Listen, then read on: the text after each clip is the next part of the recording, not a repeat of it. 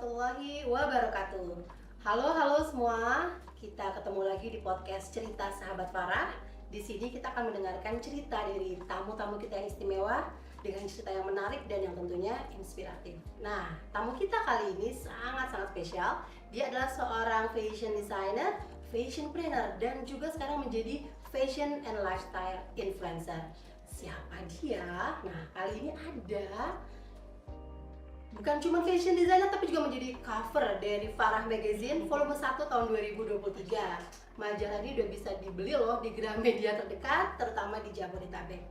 Nah, siapakah tamu kita? Langsung saja kita sapa The Stunning Leni Rafael. Assalamualaikum Kak Leni. Waalaikumsalam Kak Ovi, terima kasih undangannya.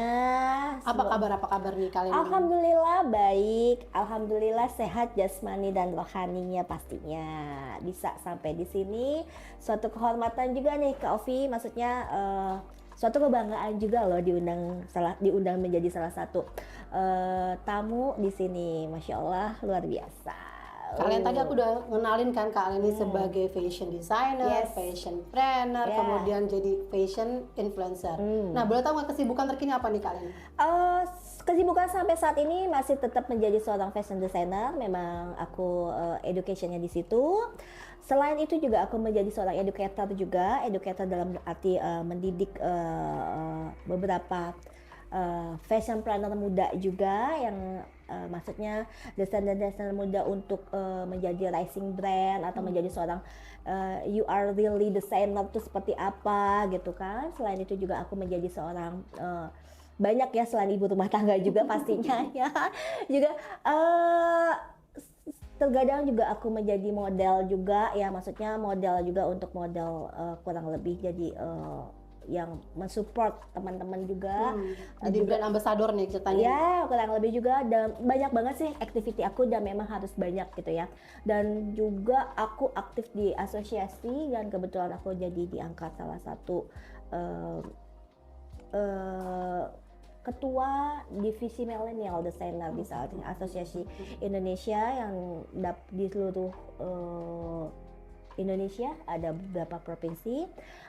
Banyak sekali. Selain itu juga aku ya banyak sekali ya, memang kesibukan sekarang itu kayak yang desk jobnya pasti fashion designer lah gitu lah, dan juga banyak menjadi speaker narasumber untuk menginspirasi yang mungkin perjalanan hidup aku yang sebenarnya sudah panjang juga nih gitu lah tapi I'm always young.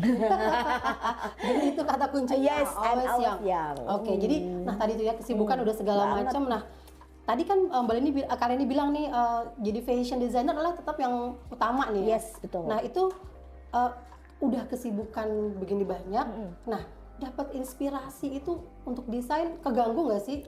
Enggak. Bukannya biasa desainer tuh butuh waktu khusus untuk ngerenung lah, biar dapet ide itu gimana? Enggak juga, tergantung gini. Aku kan banyak beberapa brand yang memang yang berpartner, berkolaborasi dan sebagaimananya. Jadi kita punya teamwork juga gitu loh. Tapi kalau inspiration langsung itu biasanya aku datang tuh tiba-tiba gitu. Biasanya kalau kita bikin suatu collection tuh kita memang harus direnungkan gitu kan. Biasanya kita mau launching atau kita mau ada event show atau apa yang memang bikin collection khusus, itu biasanya memang kita mencari inspirasi. Inspirasi itu bisa datang kapan aja, biasanya malam hari ataupun kita lagi dalam perjalanan, dalam apa gitu. Itu akan timbul dengan sendirinya. Karena menurut aku fashion designer itu nggak cuma hanya menciptakan baju gitu loh, tapi juga kita menciptakan kreativitas kita biar bisa bermanfaat. Bahkan bermanfaat kalau segi bisnisnya ya udah berarti kita harus marketnya juga berjalan gitu. Oke, jadi inspirasi kapan aja bisa. Kapan aja bisa gitu. Kecuali kalau ke Vevet ya. Semua ibu kalau ke Vevet pasti goingnya tuh bagus banget. Adrenalinnya malah itu hasilnya juga bagus. Tapi itu nggak boleh ya, nggak diharuskan ke Vevet yang harus wow gitu. Oke. Nah, berarti tadi itu kesibukannya nambah-nambah terus ya. Betul. Terus tetap energik gitu. Iya. Pasti sebenarnya rahasianya tuh supaya bisa tetap energik, atraktif, energinya nggak bisa habis. Nggak ada bisa-bisa, Gimana? Masya Allah banget ya. Hampir semua bilang begitu ya. Kita harus berpikir positif. Apapun hal itu kita harus berpikir positif. Positif dalam hal apapun.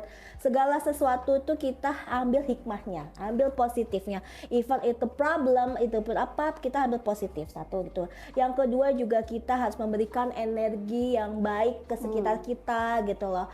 Membuat maksudnya sekitar kita energi yang ya positif, jadi semangat terus gitu juga. Yang pasti kita punya schedule ya, schedule yang memang harus ditata dengan baik. Yes, komitmen dengan schedule kita, dan juga kalau bisa apa yang kamu lakukan di hari ini sudah tahu di hari sebelumnya. Nah, biasanya aku bikin schedule harian, schedule mingguan, ataupun schedule bulanan. Biasanya sih paling itu mingguan ya. Dan gitu setiap hari itu aku dari bangun tidur sampai malam pun aku sudah tertata dengan schedule-nya. Oh gitu, jadi nggak ada yang istilahnya kaget-kaget, jadi bikin stres gitu ya, karena udah terplanning dengan baik gitu Ya, tapi kan sometimes ada juga misalkan ada yang urgent yang emang harus apa, itu kan kadang kan kalau darurat kita nggak pernah tahu gitu lah.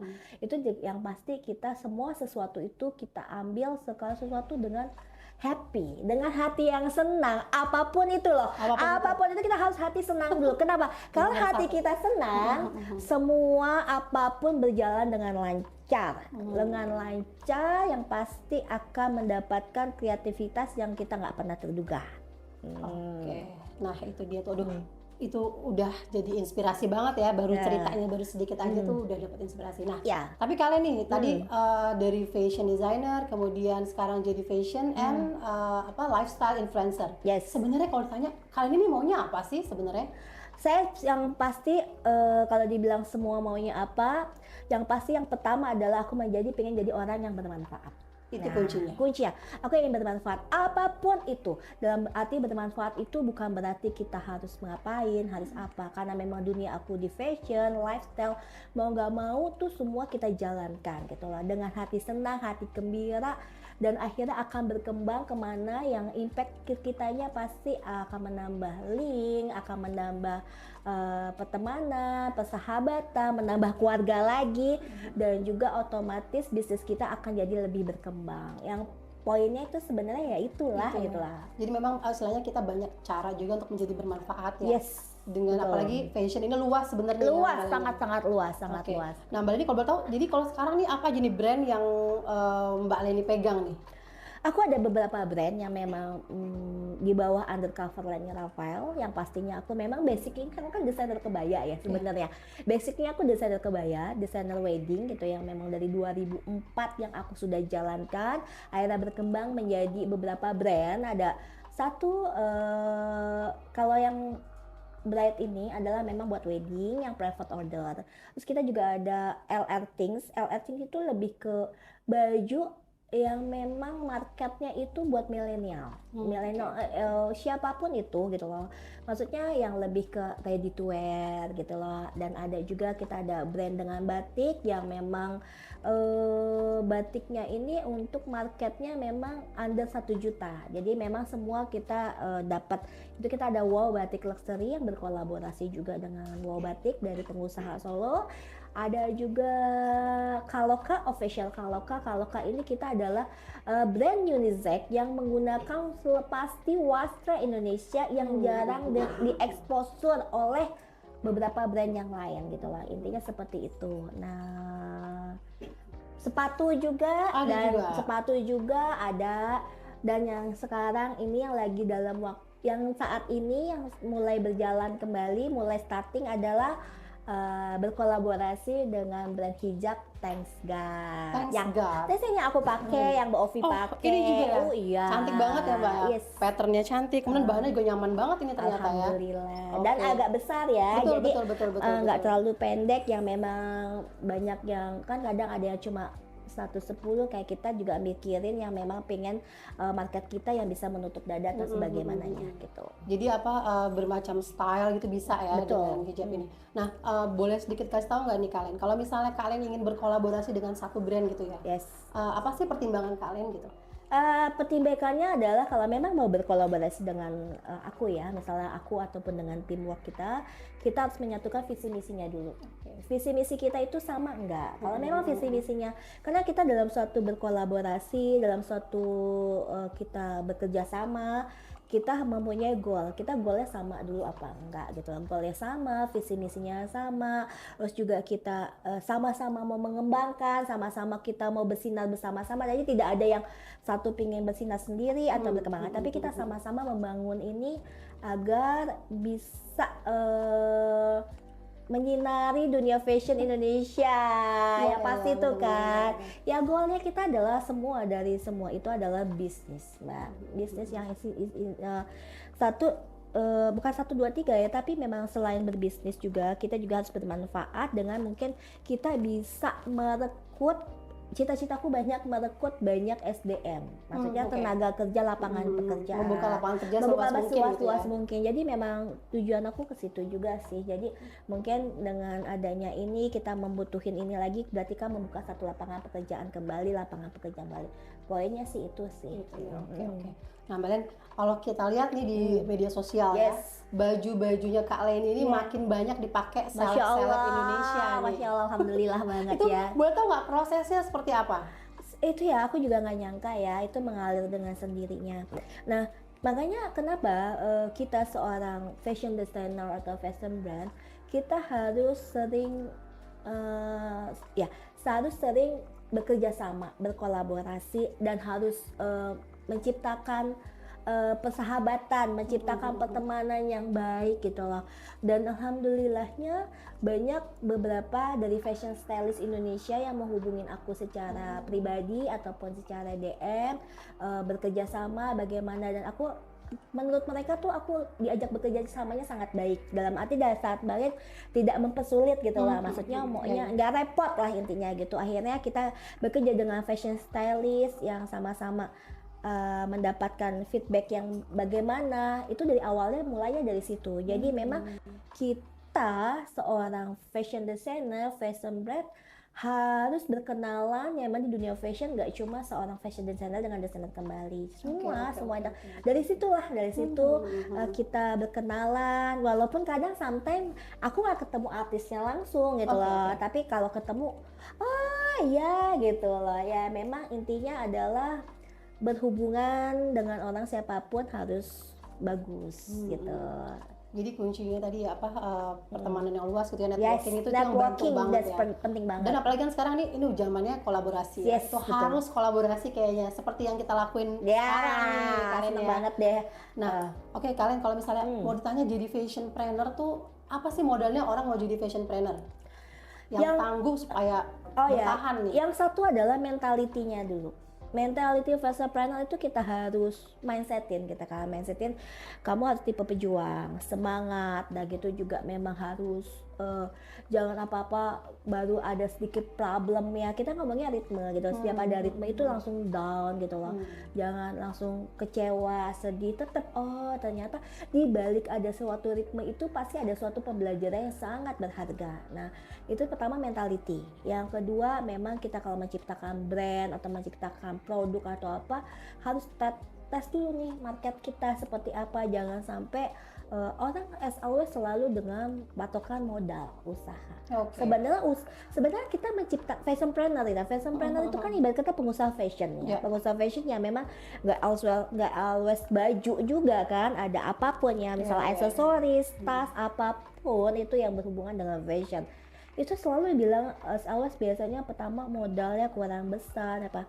Kalau aku memasarkan mulai dari yang nol dulu, dari yang kecil itu kita bisa jadi besar gitu loh. Jadi jangan modalnya kurang apa. Dengan cara seperti itu kita pembelajarannya tuh sangat banyak. Jadi mentality, semangat, berjuang, jangan gampang drop, jangan baperan sih pastinya. Jangan baperan dan harus mengikuti tren ya. Maksudnya mengikuti tren dunia fashion. Selalu up to date ya. Up to date dan juga harus sering keluar, jangan di zona nyaman terus juga. Kita harus berani. Menjadi seorang pengusaha itu harus berani. Ya, berani bukan berarti berani terukur. Berani terukur tuh maksudnya Kalau kita melakukan ini, kita meminimalis risk resikonya. Jadi kita ambil cari yang risk resikonya sangat minim. Nggak mungkin nggak ada resiko, itu pasti ada gitu lah. Kita pikirkan itu gitu. Terus luasin pergaulan kita, luasin pertemanan kita, dan aku selalu mengajarkan ke tim, ngajarin ke teman-teman, ngajarin semua ataupun siapapun itu adalah attitude. Attitude is number one. Attitude is number one. Oke. Nah, tadi ngomongin attitude, ngomongin juga kalian ini sebagai educator gitu ya. Nah, kalau kalian ini melihat nih anak-anak muda sekarang nih, gimana sih, seperti apa sih karakter mereka, skill mereka juga untuk bergerak di bidang industri kreatif gitu? Kalau aku akuin ya, untuk generasi sekarang itu dunia kreatifnya jauh lebih baik, lebih bagus. Cuma ada minusnya juga sih. Bukan minus ya, menurut aku sih bukan minus ya. Memang mungkin ya udah zamannya seperti itu. Sekarang mentalitinya ya memang harus terasah kembali atau bikin gampang baper. Kalau zaman lo itu sekarang kayaknya gampang baper mentalitinya tuh yang berbeda dengan mungkin zamannya aku ya, zaman aku waktu di usia mereka gitu loh. Jadi bukannya minus sih sebenarnya, ya memang begitu. Nah, itu yang memang kita harus hilangkan gitu lah. Untuk dunia creativity mereka jauh lebih hebat, bagus-bagus banget, dan aku suka sampai amazing sendiri gitu loh. Gitu. Ide kreatif mereka banyak banget gitu, banyak banget gitu kreativitinya. Kadang suka out of the box, di luar oh my god ya, ternyata bisa begini, bisa begitu. Nah, itulah makanya kita segala sesuatu harus ada kolaborasi, harus ada teamwork, habis apa? Karena apa? Saling melengkapi. Itu gunanya tuh, kita teamwork itu saling melengkapi. Nah, kali ini boleh tahu nggak nih rencana jangka pendek dari Leni Rafael nih, mau ngapain nih? Jangka pendek jangka pendek ada event nasional. Insya Allah juga di event internasional yang akan diundang kemarin, ketemu atas perdagangan Rusia. Rusia kemarin nggak takut perang? Kita positif main aja kan kayak kayak gini gitu. Kalau kita nggak berani, kita ya di zona nyaman terus, yang akhirnya kita nggak berkembang. Berarti bakal berangkat ke sana ya? Insya Allah jika memungkinkan itu semua juga, kalau nggak aku yang ke sana ataupun produknya kita yang berjalan yang ke sana. Gitu, okay. Nah, itu karena dia lagi ke mode sweater, lagi galak banget kan. Kemarin kan ketemu ya beberapa hari yang lalu bersama atasnya perdagangan di sana, dan mereka seneng banget, happy banget dengan karya aku gitu loh. Di-appreciate, diundang ke sana, baru beberapa hari lalu juga diundang, di-appreciate ke sana untuk isi di sana gitu, diundang show apa-apa. Goalnya kita adalah yang pasti sih pertama market kita dulu di sini. Di sini dulu, kalau misal why not kalau kita bisa ekspor. Nah, maksudnya orang tahu lah brand kita itu bisa dikenal. Itu dalam waktu dekat ya gitu loh, dan juga banyak sekali ya memang yang aku harus siapkan, mungkin menerima anak internship lebih banyak lagi gitu loh.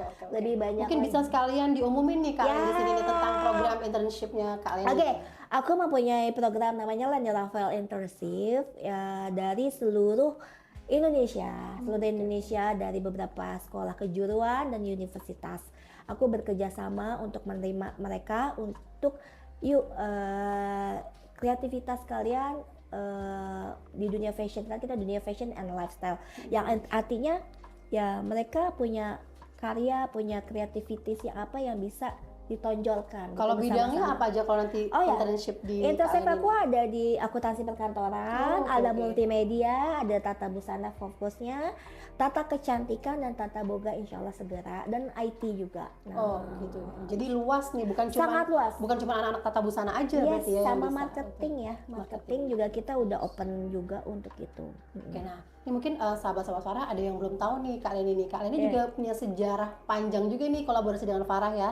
Salah satunya adalah dengan kita membuat LRX Farah Beauty Care. Nah, itu baru banget ya. Nah, boleh tuh dikasih tahu tuh kalian itu beauty care sampai saat ini seperti apa nih? Nah, beauty care-nya kita baru banget belum launching sebenarnya ya, lagi masih soft launching sambil ngelihat marketnya kita juga. Ya alhamdulillah sudah mulai berjalan pelan-pelan, karena bisnis itu nggak bisa langsung wow, kita memang kayak bisnis baru itu ibarat Prosesnya proses ada ya. seperti baby kan, Ya, kita betul, rawat betul, dulu betul. bagaimana berkembang bagaimana semestinya. Proses bekerjasamanya masya Allah ya, itu aku didekatkan dengan orang baik. Makanya kita harus selalu baik sama orang gitu kan. Harus kita mau dizolimin ya apa, kita harus tetap baik, tetap nice gitu, karena suatu saat kita nggak pernah tahu, we never know, 1 menit ke depan, 1 detik ke depan kita berhubungan dengan siapa. Nah alhamdulillah aku padahal cuma event ngobrol biasa, dari hobi yang sama ya, seorang wanita seneng ke salon, ke beauty care. Yuk Mbak Intan almarhumah, kita ada gini ini, karena kita udah satu klik, satu visi dan misinya, terjadilah Leni Rafael X Farah Beauty Care yang baru sebulan mau sebulan berjalan. Dari mundur launching itu juga karena kita lihat dari edukasinya, karena kita akan menerima anak-anak tata kecantikan, jadi nggak cuma untuk bisnis, juga untuk educate-nya juga. Jadi itu ya. Jadi selalu ada nilai lebih di balik bisnis gitu yes, ya. gitu. Value-nya harus ada. Dan biasanya tuh lulusan Leni Rafael Internship nggak cuma di kita ataupun di mana, biasa kita salurkan mereka yang memang anaknya ini cocok dengan siapa. Biasanya kita akan salurkan ke perusahaan-perusahaan lain atau teman-teman desainer lain yang memang membutuhkan SDM yang qualified. Banyak banget yang nanya kan, banyak banget yang nanya. Jadi intinya nggak cuma internship, kalau memang anak ini qualified-nya bagus, kalau nggak kita tarik buat tim kita, ataupun bisa juga kita salurkan. Biasanya sih sebegitu. Biasanya makanya dari awal itu ada proses kurasi. Oke. Jadi nggak cuma sembarang naro internship just cuma buat nilai, enggak. Kita ada sisi kayak interview juga, maksudnya anak ini bagus, kayaknya bisa deh nanti disalurkan ke sini gitu loh, ataupun yang membutuhkan biasanya kita kirim mereka. Jadi memang benar-benar kali ini internship juga benar-benar memperhitungkan masa depan si siswa ini ya, ke depannya bukan cuma berhenti sampai internship aja. Karena memang aku didiknya kan memang agak sedikit keras-keras enggak ya gitu. Oke. Agak dekat nih ke depannya tuh tantangannya seperti apa gitu ya. Oke deh, kali ini dengan kesibukan tadi ibu rumah tangga dan pengusaha dan lain-lainnya, termasuk influencer juga. Nah, boleh tahu nggak? Boleh dikasih tips untuk perempuan-perempuan Indonesia nih supaya mereka ini berdaya sesuai dengan profesi mereka masing-masing. Benar. Yang pasti setiap manusia itu pasti bermanfaat dan mempunyai skill yang berbeda. Aku mungkin minus nggak bisa masak misalkan gitu kan, tapi mempunyai value lebih di mana? Ya udah gali value kelebihannya. Kalian yang memang yaudah aku senang banget dengan craft ataupun aku senang dengan make up, ya udah gali terus berlatih dan konsisten. Jadi memang harus berlatih, konsisten, dan juga harus sering keluar. Maksudnya keluar itu ya misalkan mempunyai komunitas atau apa, bergabung dengan komunitas, jangan di situ aja gitu. Dia juga harus eksistensinya juga seperti apa gitu, harus ngikutin komunitas, menghadiri acara-acara yang memang sesuai passionnya, jadi buat menambah insight ilmu gitu kan. Jadi tetap harus ya udah value-nya kalian, kelebihannya itu apa, dipertajam aja, penetrasi dipertajam aja, sama di konsisten. Nah kalau sudah berjalan, kayak aku kan mungkin jadi kayaknya berkembang nih, ya, betul. Berkembang. Kalau sudah ibarat kata kita kan bisnis atau apapun itu seperti kita merawat bayi kan. Nah kalau bayi ini sudah mulai bisa berjalan, sudah mulai bisa bisa kita bikin lagi sesuatu yang memang sinergi, yang pas bikin bayi baru, bikin bayi baru lagi. Nah benar banget tuh Mbak Ovi. Jadi yang pasti harus mencintai passionnya kamu sendiri. Kalau misal nggak mencintai, dan itu berat nantinya perjalanannya ya. Dan juga kalau misalkan yang sudah berumah tangga atau siapapun, kita harus minta support. The number one adalah family, keluarga support, minta supportnya. Support itu kan bisa artinya banyak banget. Nah dari situ insya Allah bisa berkembang dengan cepat gitu loh. Kita better slow tapi pasti daripada kita udah tiba-tiba drop gitu. Karena yang paling susah adalah mempertahankan eksistensi. Oke deh. Aduh banyak banget ini hikmah-hikmah, insight-insight yang kita dapatkan dari seorang Leni Rafael ya. Di balik keceriaan, kemudian kegembiraan yang kalian tebarkan gitu ya di mana-mana. Ini ternyata kalian ini juga memiliki filosofi hidup yang luar biasa keren. Masya Allah. Sekali lagi thank you banget Kak Leni udah mau berbagi cerita dengan sahabat-sahabat Farah di sini. Masya Allah ya. Semoga kolaborasi kita terus panjang ya. Panjang ya, pasti kita harus bersinergi dan bermanfaat ya apapun itu. Semoga bisa menginspirasi para yang nonton, bisa menjadi semangat dan juga mungkin bisa jauh lebih berkembang, bisa diterapkan yang positif gitu loh. Yang pasti kita harus tetap terus berkarya, terus mempertahankan eksistensi kita dan harus terus berhubungan baik dengan siapapun itu kita harus berhubungan baik. Oke, sekali lagi thank you banget Kak Leni. Sahabat Farah, sekian dulu podcast cerita sahabat Farah kita kali ini.